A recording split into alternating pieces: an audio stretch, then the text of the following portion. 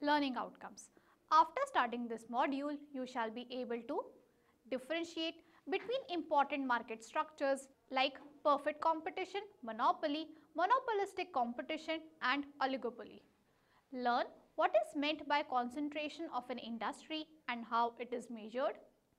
Learn how various entry barriers affect the concentration of an industry and hence determine the market structure. Introduction. Market structure and barriers to entry. A barrier to entry is defined as something that prevents a new entrant from freely entering an established market. The term entry barrier is related to market structures in a substantive manner. For example, perfect competition is a kind of market structure that is characterized by a homogeneous product and a large number of sellers and buyers and implies free entry and exit by definition. Thus, perfect competition implies no barrier to entry. On the other hand, monopoly is a kind of market structure that by definition has a single seller of a commodity and therefore characterized by a lot of barriers that prevent any other firm from entering the industry. In this lesson, the first section will be a brief introduction of the 4 types of market structures in literature, which will precede the section on how various types of barriers affect market structure in terms of concentration of an industry or a market. The last section will deal with each type of barrier and its impact on industry concentration, which will then be followed by a summary of the lesson. Next is market structures, its various types. Before we learn how market structures are determined by the barriers to entry and how different barriers to entry induce market structures in turn, it would be a good idea to revise the basic characteristics of the market structures that we all have studied in microeconomic theory. In microeconomic theory, there are broadly 4 types of market structure: perfect competition, monopoly, monopolistic competition and oligopoly. Out of these 4 types, perfect competition and monopoly are considered to be the 2 extremes, while monopolistic competition and oligopolies come somewhere in between the 2 extremes. The following sections and subsections will discuss the basic and important features of these 4 types of market structures and will also make a comparative analysis. Perfect competition and monopoly, the 2 extremes. Perfect competition. Perfect competition, as the name suggests, is the type of market structure which is characterized by a very large number of both buyers and sellers who are engaged in selling an absolutely homogeneous product and have got an identical cost structure. The number of sellers is so large that none of them has a control over the price of the product, which is determined by the forces of demand and supply in the market. Thus, each seller takes price as given and then decides how much output to produce and sell in the market. Further, under perfect competition, the entry as well as exit of firms is absolutely free. That is, there is no restriction of any kind on the firms to enter or exit the market. Thus, perfect competition is a market structure where there are 0 barriers of entry of any kind. However, since perfect competition requires a very large number of firms selling a homogeneous product, there is no product in the world that is characterized by such a type of market structure.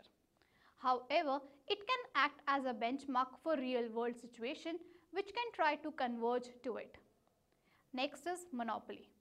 Monopoly is another extreme of market structures which is characterized by the existence of sole producer and seller of a commodity in its market, and so by virtue of that is also the maker of price in the market. Since under monopoly there is only firm in the industry, it may charge any price depending upon its discretion. So, there is no supply function or curve in this market. Thus, under monopoly, there are infinite barriers to entry so that no other firm can enter the market and it remains a monopoly. Such markets may either be natural, that is, by virtue of a product or created by certain strategic decisions of the monopolist. For example, electricity generation in small countries like New Zealand is a natural monopoly. Another example of natural monopoly is Indian Railways that has been owned, managed and controlled by Indian government since beginning. Next is monopolistic competition and oligopoly, more realistic structures. While perfect competition and monopoly are the two extremes of the market structures, monopolistic competition and oligopoly are midway between them. We discuss the features of the two market structures in the subsequent subsections. Monopolistic competition. Monopolistic competition is the kind of market structure where there are many buyers who are all selling the same product, but the product is not homogeneous or identical. Indeed, this is the most important characteristic of monopolistic competition, that here a large number of producers are competing to sell products that are differentiated either in terms of brand names or ingredients or quality in a common market. We can find many examples of this around us. For example, consider the market for toothpaste or soaps in India. In the toothpaste market, a lot of buyers sell their products like Babool, Colgate, Neem, Meswak, Dantakranti, etc. Another example could be the market for airlines, where these days a lot of discount airlines have entered the industry and competing with each other to garner maximum market share. In this type of market structure, competition is fierce and firms have to continuously keep updating and upgrading their product to maintain and increase their customer base. This type of market structure is characterized by free entry and exit of firms and therefore has low barriers to entry. Next is oligopoly. Finally, oligopoly is the kind of market structure where a few firms, two or more but not many, are competing in a market for a common product that may or may not be homogeneous. A distinctive characteristic of an oligopolistic market is that a very small number of firms account for a very large share of the entire market. Most of the markets in reality should in fact be better called as oligopolies. For example, market for luxury cars where a few players dominate most of the market share like Toyota, BMW and Mercedes-Benz. In an oligopolistic market, since number of players is small, therefore an action taken by even one player in the market has not only an influence on its own profits but also on the profits of other players. Hence, the players in the market make their decisions strategically, keeping in mind the potential actions taken by other players. For instance, recently when the market leader in car industry Audi announced the launch of 10 new cars in India, its challengers like Mercedes-Benz and BMW also announced the launch of 50 new models in the market. Thus, after Audi launches its new cars, its profit will not only depend upon how better that model is from customers' point of view over its older model, but also on how better these models are as compared to the models introduced by its challengers Mercedes-Benz and BMW. This is the kind of structure where firms compete intensively to capture maximum share in the market, and hence this market is characterized by a lot of barriers to entry. Next is market structures and their barriers to entry. As discussed in the previous section, the degree of barriers to entry increases as one moves from perfect competition to monopolistic competition to oligopoly to monopoly as shown in figure 1 below, and concentration of firms in the industry also increases. Concentration refers to the number and size distribution of firms in a particular industry or market. If in an industry too few firms serve a large chunk of proportion of total demand for the product of that industry, we say that the industry is highly concentrated. On the other hand, if an industry has a very large number of firms, each capturing a small share of the market, then we say that the industry is not concentrated. So clearly, it implies that perfect competition is an industry which has zero concentration, while monopoly has highest concentration. On the other hand, oligopoly has a very high market concentration. Thus, Concentration is very important feature of a market structure. Indeed, the factors that determine industry concentration will also determine market structure. Thus, it becomes important to study the concept of concentration and its determinants, which in turn determine market structure. Amongst many determinants of concentration, we will focus on various barriers to entry as the determinants of concentration. This is the focus of our subsequent subsections. Next is barriers to entry as determinants of market structures. Concentration of an industry is an indicator of the number and size of firms in a market structure, and hence it is an important way of differentiating between market structures. There are many ways to define industry concentration. Box 1 clearly sketches the various measures of concentration as they have evolved in the literature. First, concentration curve. Concentration curve is simply a plot of the cumulative market share of sales output that are attributable to largest through smallest firms in the industry.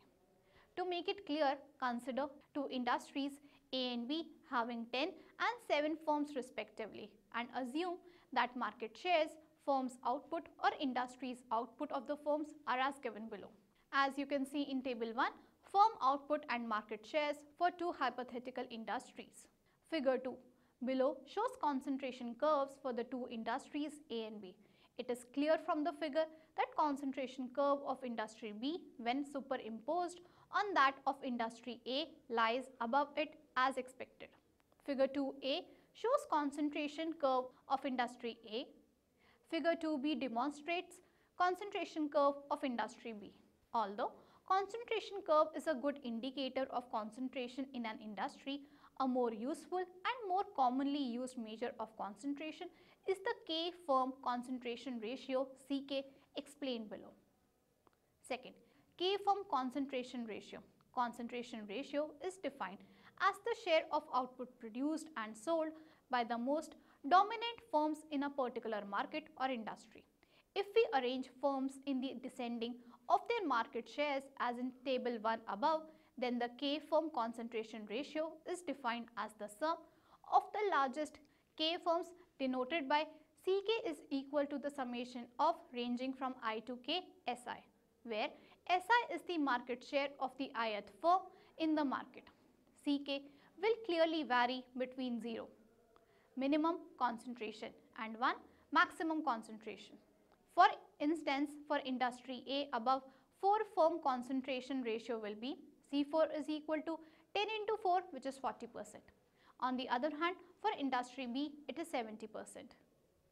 Although CK is quite simple to calculate and understand, it does not always give consistent rankings of industry concentration.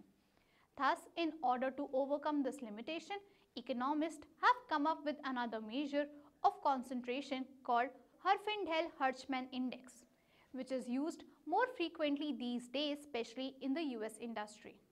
Third, Herfindahl-Hirschman index. It is measured as follows. HH1 is equal to summation I ranges to n SI square, where n is the total number of firms in the market or industry, and SI as before is the market share of firm after the firms have been ordered according to their market share from largest through smallest. HH1 for a monopoly will be 10,000.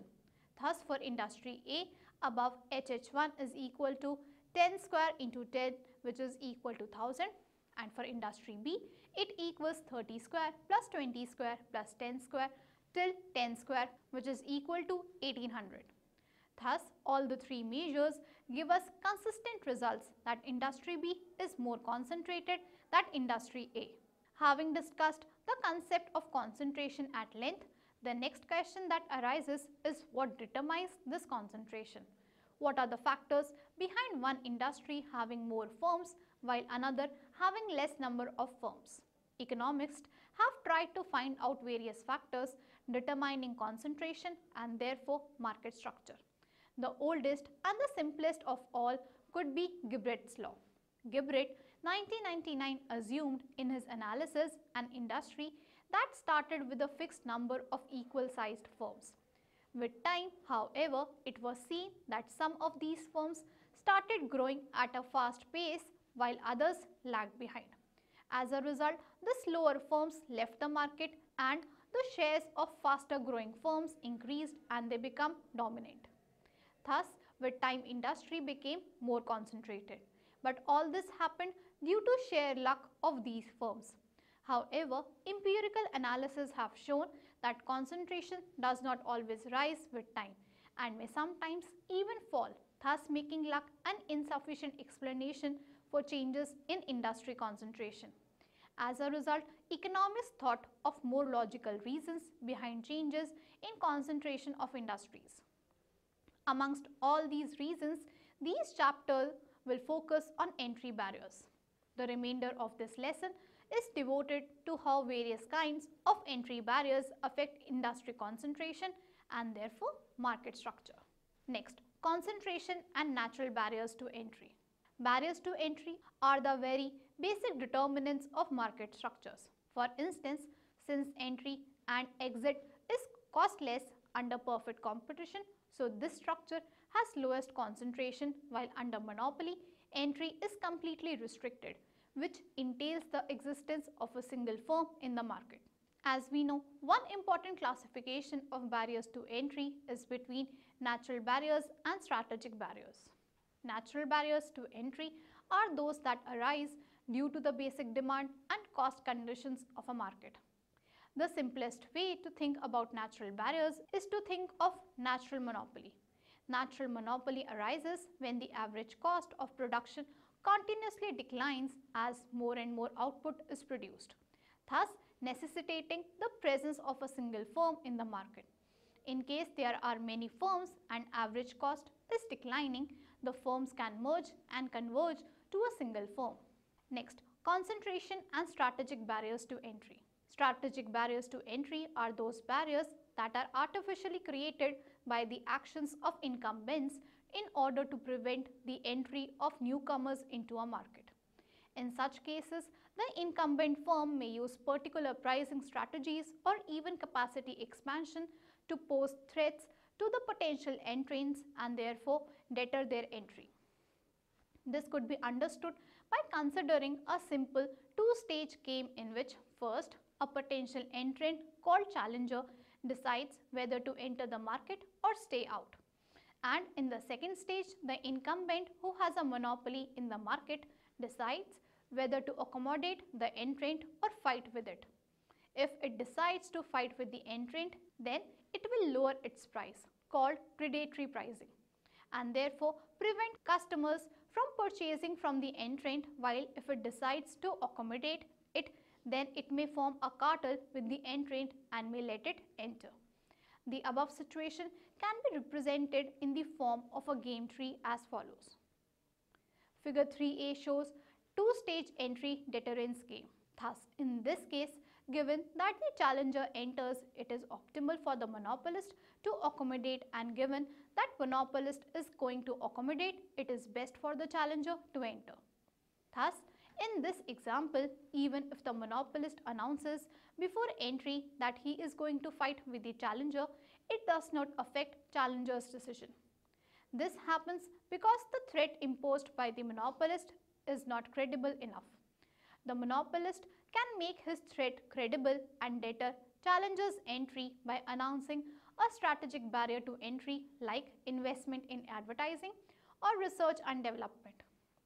This kind of an investment is made by the monopolist before the challenger enters and hence raises the sunk cost of doing business for both of them. Thus, if the challenger wishes to enter the market, he needs to incur at least that much cost. To illustrate, suppose in the above game theoretic example, before challenger decides to enter, the monopolist decides whether to invest in research and development or not, and let F be the cost of doing so.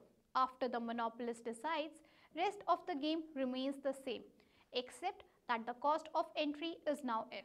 Since this is an entry cost, so it raises the sunk cost for both the challenger as well as the incumbent.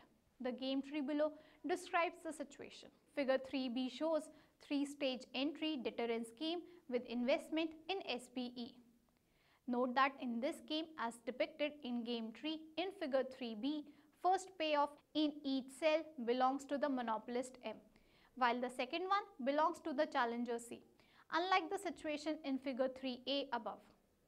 In the above game, it is clear that after the monopolist decides to invest, it is optimal for the challenger not to enter as long as f is greater than 1.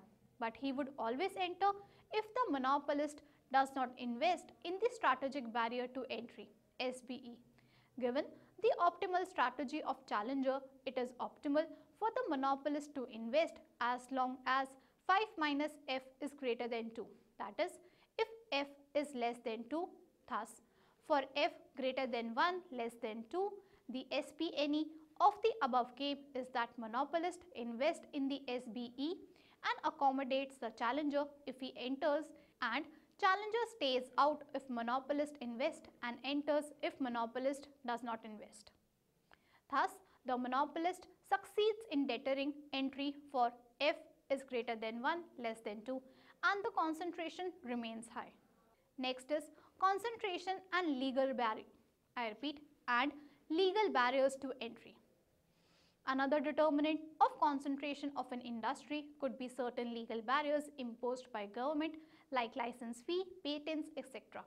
According to Sutton, 1991-1999, these types of cost are sunk cost that have to be incurred by a firm at the time of entry and may play an important role in determining the industry concentration. Sutton explains this by using the following two-stage game. First, in stage 1, the firms incur these sunk costs and decide whether to enter the industry or not.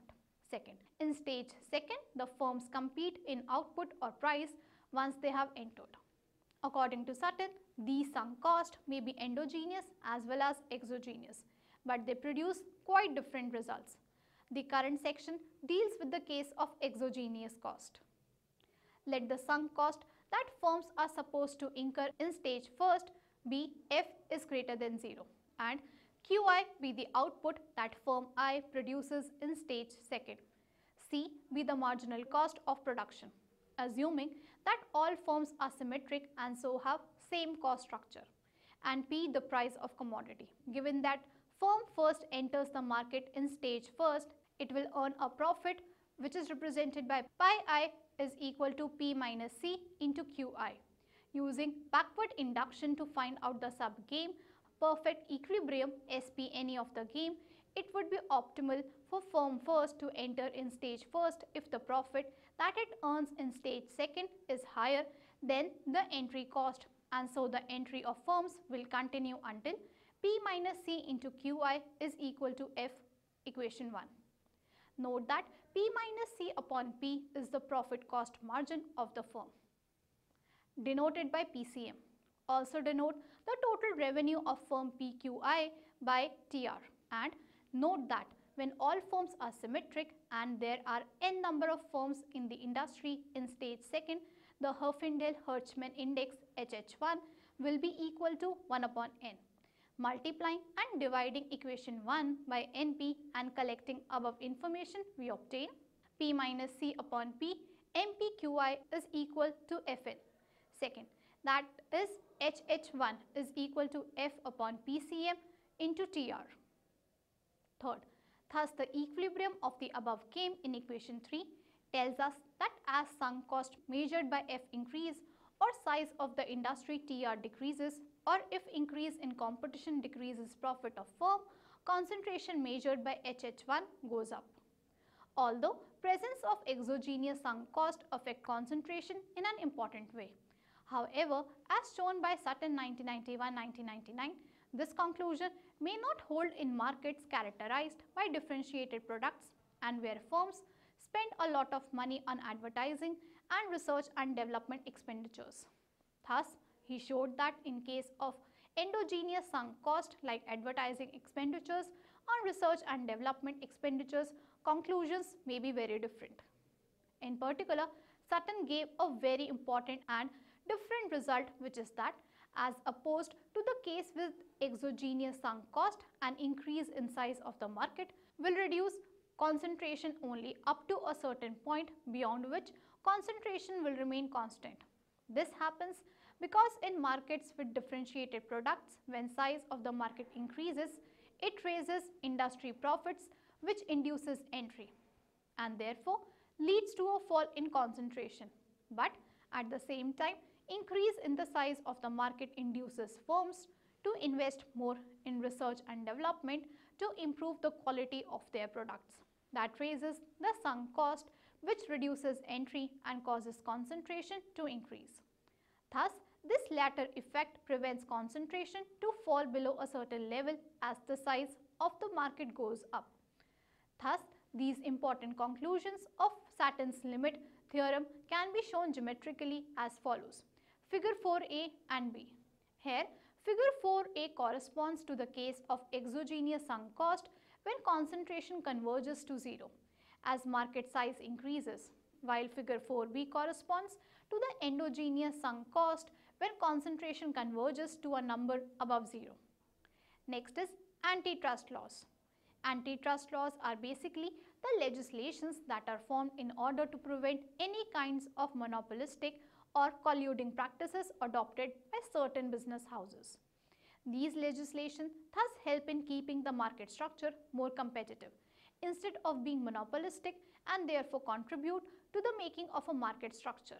For instance, the Federal Trade Commission Act 1914 in the US set up a commission of 5 members appointed by the President and empowered these members to prevent persons, partnerships or corporations from using unfair methods of competition in commerce. Next is regulation and deregulation.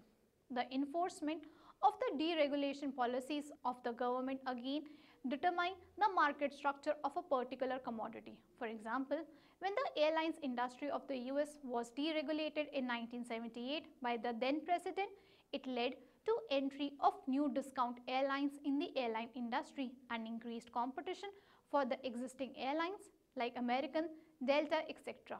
and in turn led to fall in the prices of air tickets.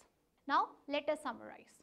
Market structure may be defined as the number and distribution of firms in a market for a commodity. There are mainly 4 types of market structures, viz. Perfect competition, monopoly, monopolistic competition and oligopoly. While monopoly, oligopoly and monopolistic competition are found in reality, perfect competition is used as useful reference or benchmark.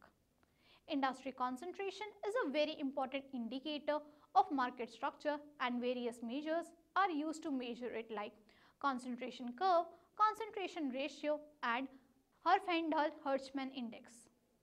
All types of barriers, viz. Natural, strategic and legal, contribute in different ways to the industry concentration and hence determine the market structure. While in the presence of exogenous sunk cost like license fees, an increase in market size leads to a continuous fall in concentration. In the presence of endogenous sunk cost like advertising expenditure, concentration falls only up to a certain point on the other hand. Thank you.